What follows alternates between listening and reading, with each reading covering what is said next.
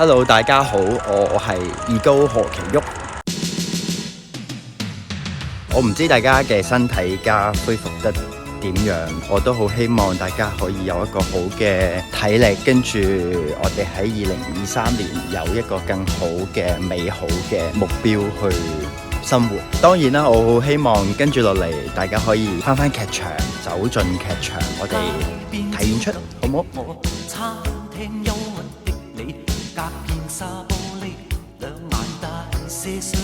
有時候俾人話我係一個土酷男孩。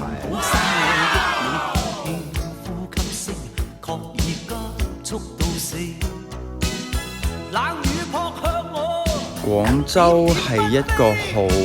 放鬆嘅城市啦，但我覺得好正嘅係藝術家生活喺呢度，其實係首先喺個生活成本度，我會覺得低好多，同埋喺對於藝術家創作嚟講，其實係多咗啲空間，因為少咗好多交際應酬，咁創作上我諗係多咗好多時間。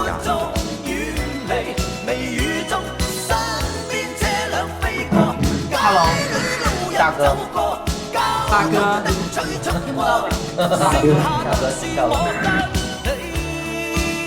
係啊，我發現咗有貓貓，唔知佢哋發現緊乜嘢？喵喵，喵喵。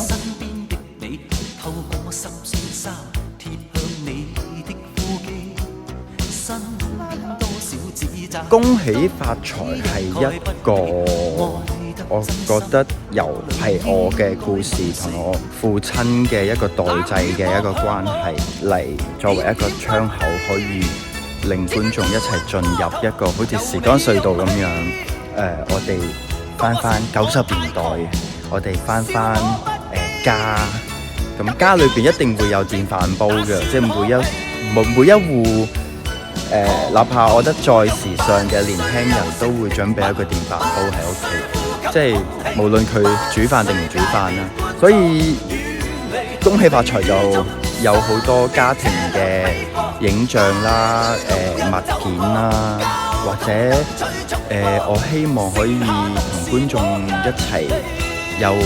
對各自嘅回憶有一個重新好積極嘅回望，所以恭喜發財應該就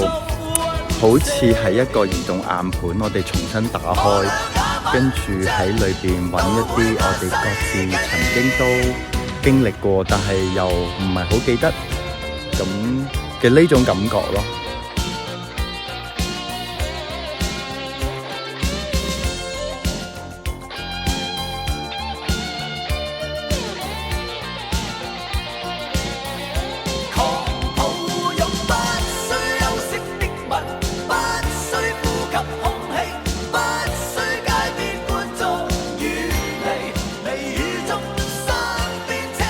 所以新嘅一年